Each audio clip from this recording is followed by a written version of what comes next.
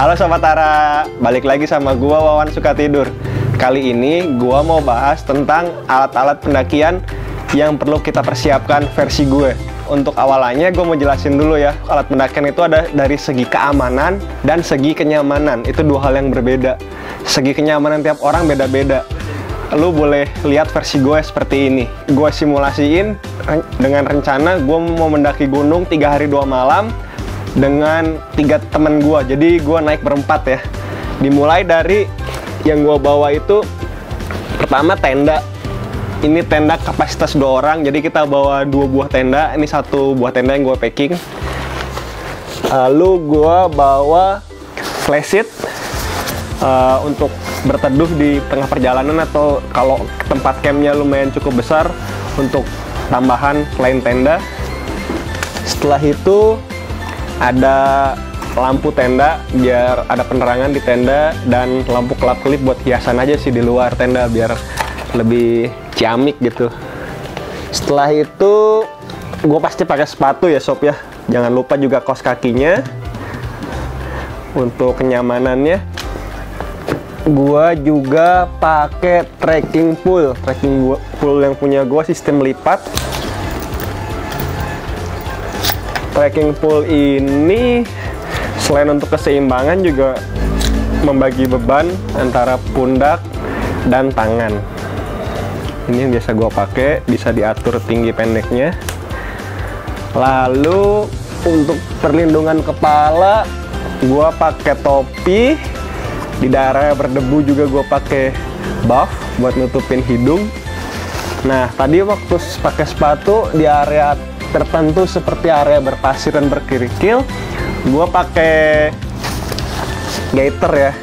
Biasanya ada yang pakai gaiter full dari pendakian dari awal sampai akhir. Kalau gue sendiri kurang nyaman ya, karena bagi gue gaiter tuh panas di kaki. Beda-beda tiap orang ya sob ya. Gue cuma pakai di area berpasir dan berkerikil aja. Lalu baju yang biasa gue pakai baju jenis dry fit, jadi cepat kering bajunya kalau berkeringat. Celana juga, ini celana panjang sama sabuk ya biar nggak melorot. Lalu untuk jaket sob, gue biasa pakai 3 jenis jaket. Pertama puffy jaket gendut nih, bahannya dari bulu angsa. Yang kedua windbreaker buat nahan angin. Lalu ada juga ini jaket polar buat insulet panas ya, panas tubuh. Nah dari ketiga jaket ini nggak harus 3-3-nya gue pakai nih sob. Kadang salah satunya aja, windbreaker aja. Kadang kombinasi dua jaket, misalnya puffy sama polar waktu di camp, atau ketiganya gue pakai pada saat kondisi badai, hujan badai, atau harus nembus tempat yang terbuka gitu, seperti itu. Kalau hujan gue juga prepare, walaupun nggak hujan tetap gue bawa ini jas hujan ya, raincoat. Terus pakaian ganti gue bawa nih, gue pack di kantong berjaring, jadi gue bisa cepet lihat apa yang gue butuhin. Lalu wadah minum, sekarang sih bawanya sering yang lipat, jadi kalau nggak dipakai di packing gampang, kecil, terus dia bisa digantungin.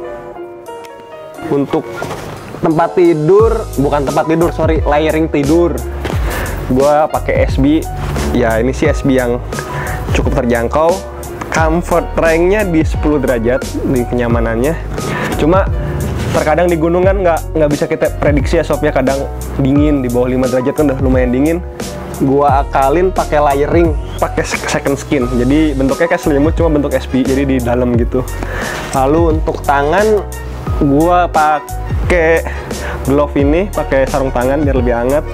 Untuk kaki juga ada sarung kaki, cuma istilahnya di dunia pendakian tuh mitten ya. Jadi ini packnya kecil, bahannya dari bulu angsa, cuma kalau dibuka besar nih, kayak seukuran sepatu. Lalu ada balaklava atau kupluk buat angetin di kuping ya dan kepala. Untuk alas tidur, gue biasa pakai 2 jenis matras. Yang pertama foam yang buat alas di barang-barang ini, kedua sleeping mat yang air matras yang pakai udara. Ini buat di packing sih kecil, enak, ringkas. Cuma perlu effort untuk niupnya. Tidur nyaman banget karena di tempat berkerikil atau yang berakar apa, punggung kita nyaman kayak di kasur aja gitu. Terus untuk emergency kalau emang kedinginan atau suhu badan ngedrop di bawah 37 derajat, gue bawa emergency blanket seperti selimut yang bisa memantulkan panas tubuh kita biar lebih hangat. Lanjut ke peralatan masak-memasak nih sob. Gue bawa penggorengan, gue bawa panci buat masak sayur atau nasi. Gue juga bawa teko nih buat manasin air ya. Lalu kompor, gue kadang bawa dua jenis kompor. Yang pertama multi fuel. Ini banyak kelebihannya. Pertama, dia bisa pakai bahan bakar cair apapun kecuali spiritus. Bahan bakar cair itu mudah ditemukan di kota besar ataupun pelosok desa sekalipun, seperti solar, bensin, minyak tanah gitu.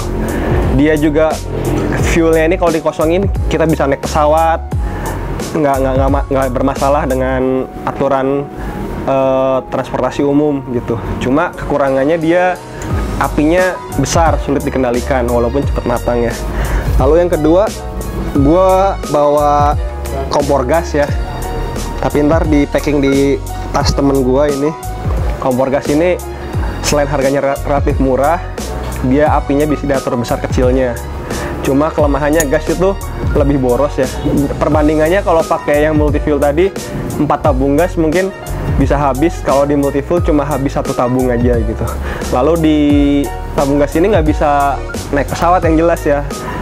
Kalau naik kereta beberapa stasiun itu udah nggak memperbolehkan, kayak di stasiun Senen atau stasiun Malang itu nggak memperbolehkan, di razia beberapa kabar.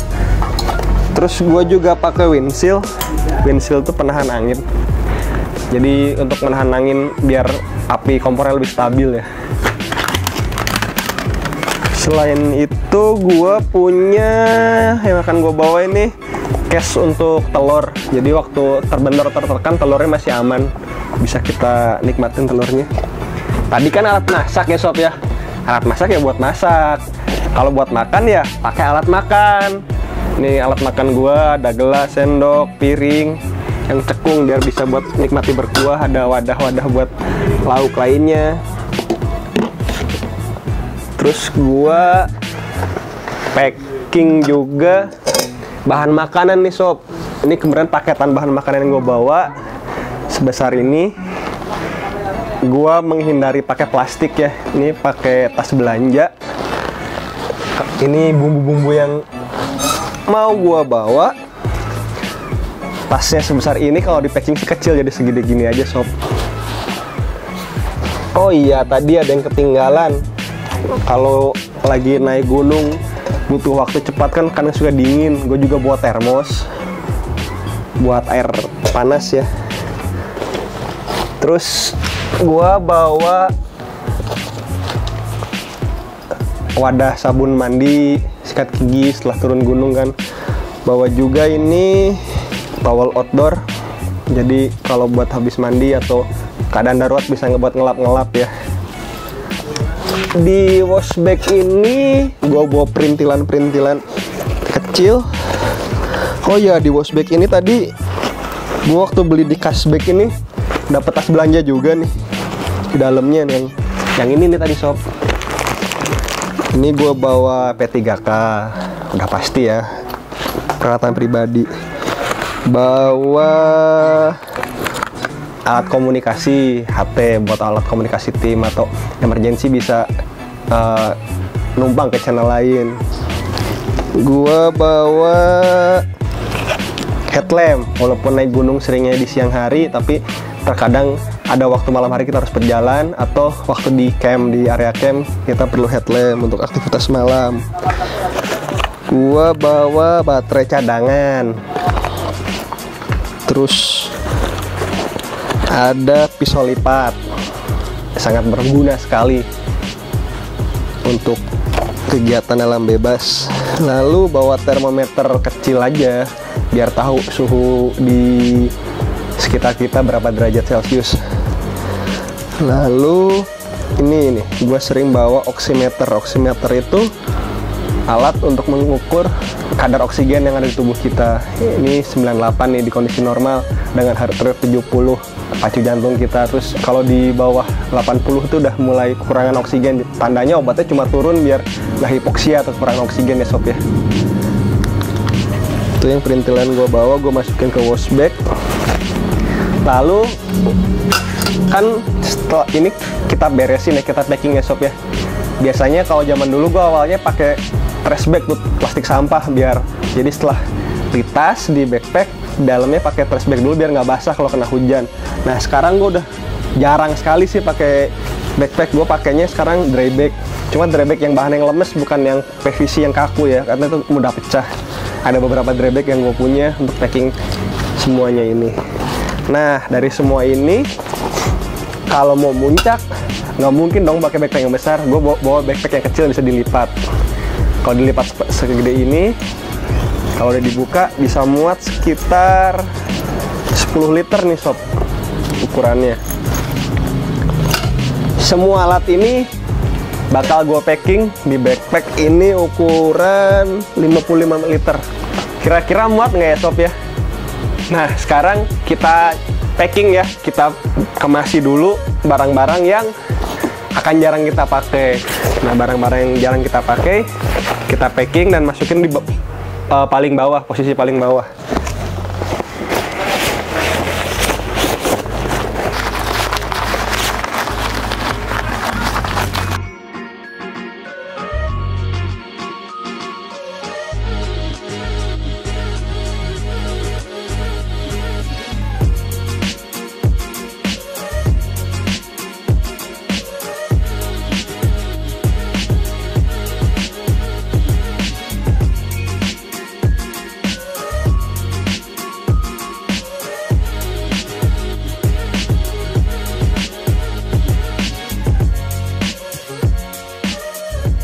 Nah sebelum kita masukin compression strap di backpack ini, kita longgarin dulu ya sob ya. Nanti kalau udah masuk semua baru kita kencengin lagi.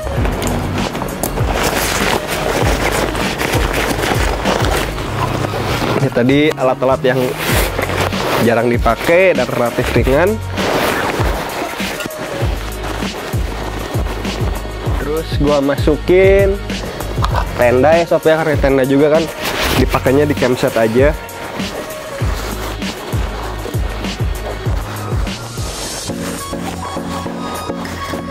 Kalau yang ini nggak gue packing ya sob ya, karena ini kan nantinya mau gue pakai di perjalanan.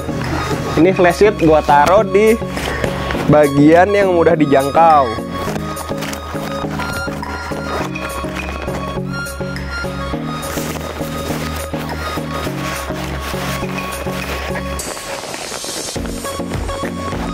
Gua beresin dulu ya sob ya yang alat-alat masaknya. Yang gas tadi kan yang bawa temen gua cuma bawa, gua packing yang gua bawa aja.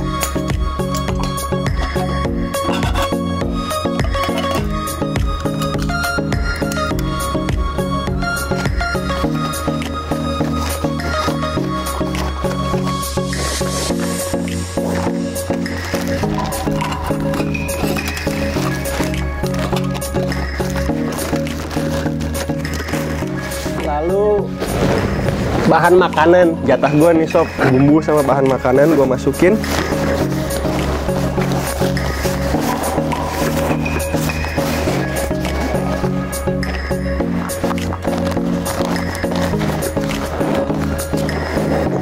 Botolnya gue simpen di kompartemen samping ya sob ya.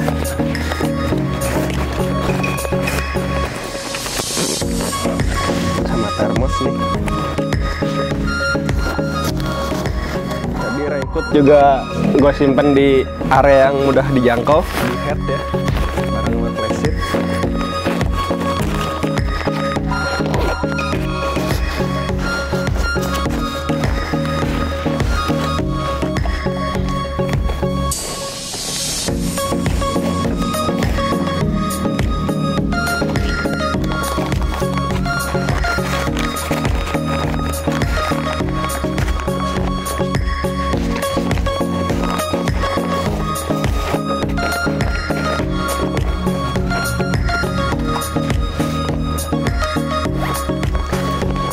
Ini elektronik gue pisahin ya sob ya.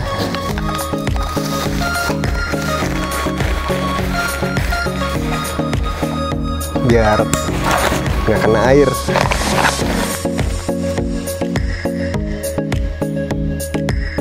Dikompres lagi.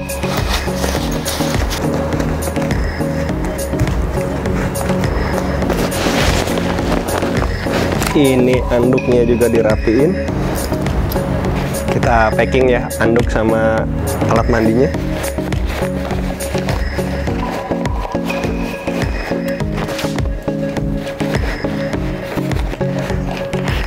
Terakhir windbreaker gua nih yang belum masuk. Ini windbreakernya biar gampang di packing, saya pisahin ya sama polarnya ya.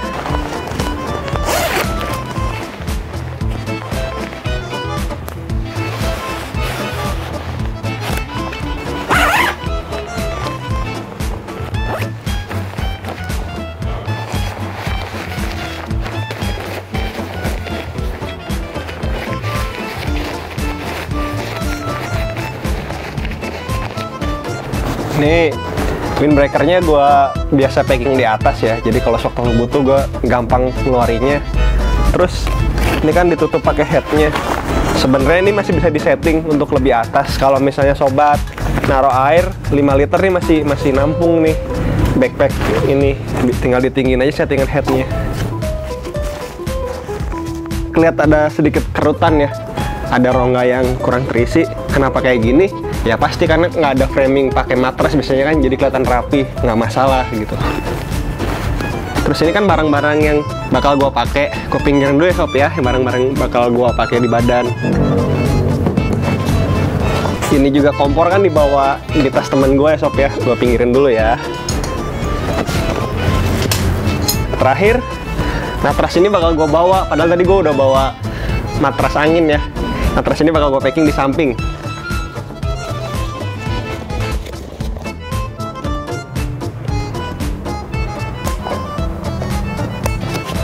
Terakhir kita kencang-kencengin ya compressionnya biar lebih nyaman. Oh ya, ini bisa gue gantung di depan ya.